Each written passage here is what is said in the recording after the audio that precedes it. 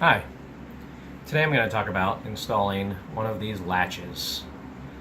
These are Southco RV latches. These particular ones are 5-pound pull, and they're kind of tricky to get installed and lined up right. So I figured out a way, and let's watch. So you want to first start with the latch latched like this. These latches are used in overheads, in RVs and such, similar to this, where you don't want something flying open. Also used in drawers. So for the challenge here is on this overhead door, it's an overlay door, meaning that the door goes past the opening. So you kind of can't stick your head in there and line everything up, but you need both these pieces to be lined up perfectly so that as the door closes, it latches properly and the catch engages with the latch. This isn't easy. So I figured out a way to transfer your markings onto the door latch so you get it right every time. First thing we're going to do is we're going to mark where our center point is, where we want the latch. So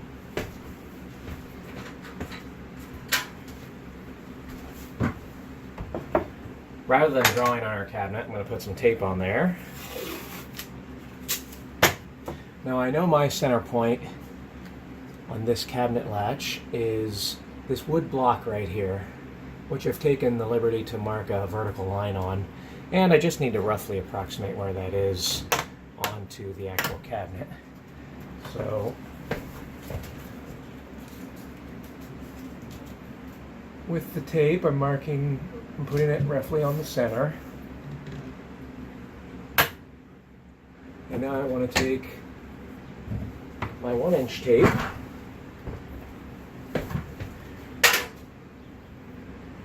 and mark on the door, or at least allow for me to be able to mark on the door. There. So now I've eyeballed a center line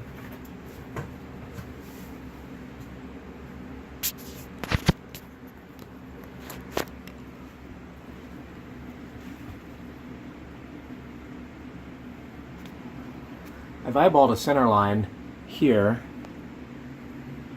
on the door. I'm going to transfer that to the tape. And actually, I'll use a square to do that.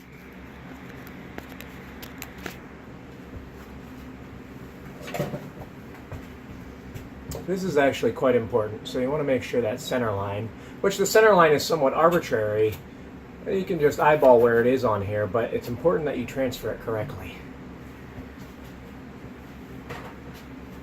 Now I'll close the door and transfer that center line onto this tape down here. And it's important that I get that one correct too. So I'm going to take the square once again and extend that up.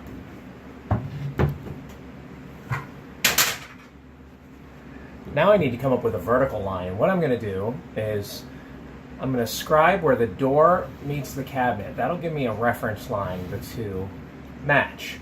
So I've got a uniform line here and here. I know where they both are. Oh, pardon, I had the camera out of the way.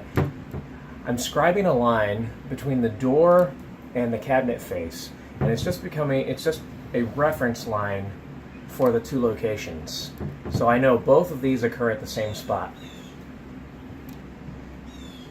Now if I open the door, I know that this point, this line right here, corresponds with the bottom of the door. So now I just need to determine this distance right here. So we'll take a ruler and we'll measure that. And now I'm going to get a piece of something to I need to transfer that distance up on the upper cabinet, on the upper door. So actually what I've done is Being your own cameraman can be a challenge.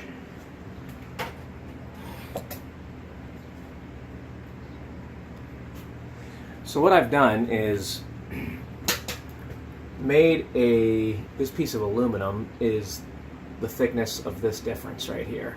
And the reason I created the aluminum, you could make it out of cardboard or anything like that, but the reason you want to create something like this rather than use a ruler is it's repeatable. You're probably not going to be installing one of these latches, so you want to be able to go cabinet after cabinet. Such in my case, I have 12 cabinets that I needed to transfer this to. And so just have a singular thing that's repeatable. So I cut this piece of aluminum. Now I'm going to take this piece of aluminum and use it as a reference. I'll put it right at the pencil mark that we had here when we created a line between the two. And I'm going to do a horizontal line here. We can ignore this line. I'm going to do a horizontal line there. Now I know that this point, this line on the door, is the same point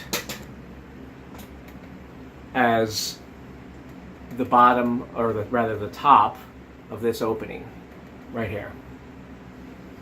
And we need to know that because that's where the hinge is going to line up. So now that we've got that reference line, it gets easy from here.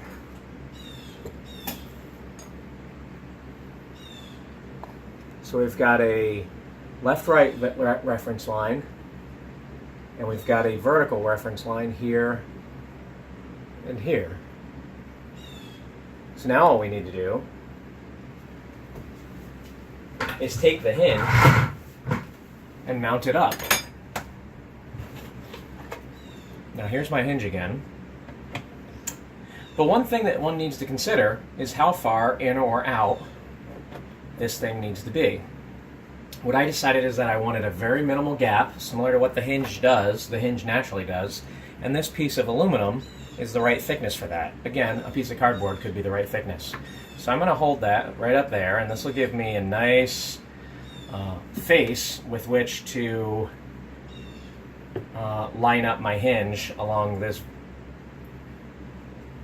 vertical plane here. So I am going to actually flush this part, which gets mounted to this door. I'm going to flush it with this aluminum, and ultimately, when it's closed, I'll have a gap between this and the door of this thickness of this aluminum. Now, one thing I did do already was I drew a vertical line on my aluminum, and that just helps me follow the vertical line on the tape. So I have this vertical line on the aluminum, and that line is nothing, just draw a straight plumb line on the, or a vertical line on the aluminum. Now I'm lining up that vertical line with this vertical line, so it just transfers right up, no big deal, and we're flush here. Where's my hinge? So if I take my hinge, the other thing I did was I found on the back side, or on this back side of this hinge, I marked a center line, and that's just for ease of lining it up. You kind of want to do this as a reference, just so that you don't have it skewed left or right. So I did a center line. I just took my square, found the center line, and scribed the back of each one of these with an X-Acto knife. You could do it with a Sharpie or something like that too. So I lined that center line, that line up with all my other lines. And now I got a stack of lines going here. Let's see. So this line, this line, this line. And I want to flush it up here. Now we're ready to install it. I'll grab my drill and pre-drill a hole.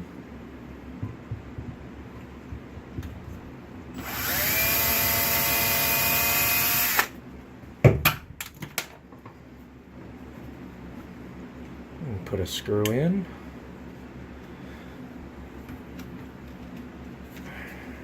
Get my cordless driver here.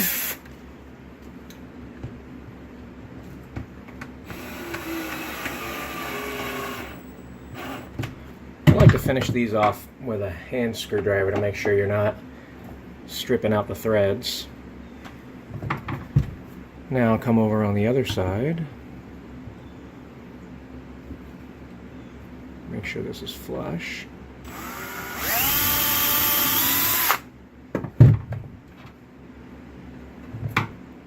Can't quite see that hole.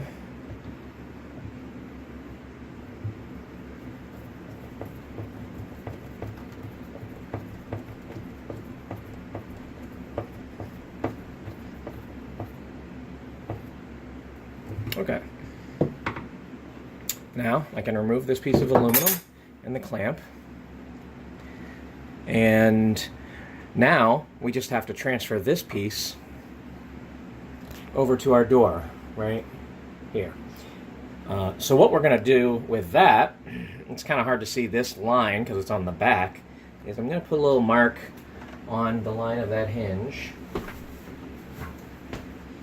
or of that catch rather. I'm just going to put it at exactly my vertical line on the piece of tape, which that vertical line is transferred on my door. So even if I didn't get the hinge exactly right, which it looks like I didn't, I want to make it directly on the vertical line of my door, my reference vertical line. That's the important thing, is the reference line. And grab our tools.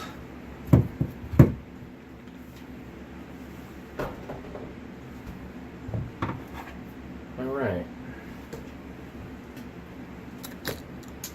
Now I'm going to remove this. Pop. I have my paint mark, which also helps make sure I don't accidentally flip it over. I know my paint mark goes down. Now we're going to move to the back side of the door.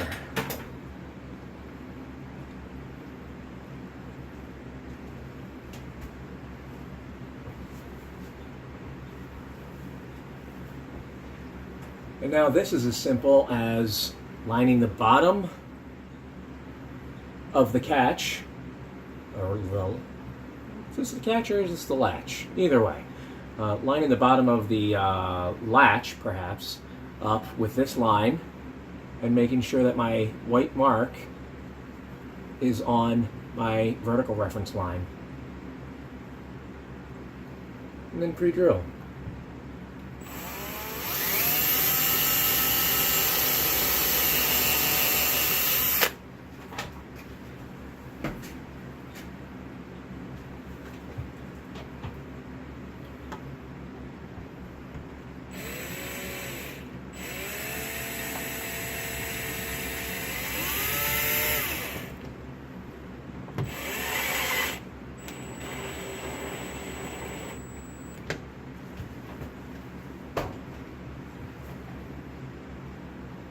And making sure that I'm good and level.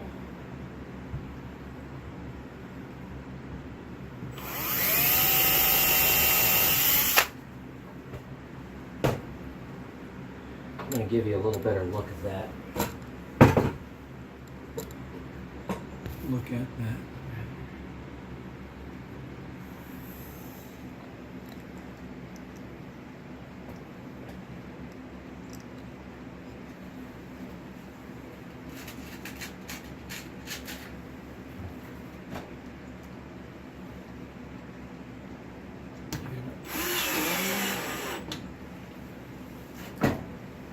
And tighten it down with a screwdriver.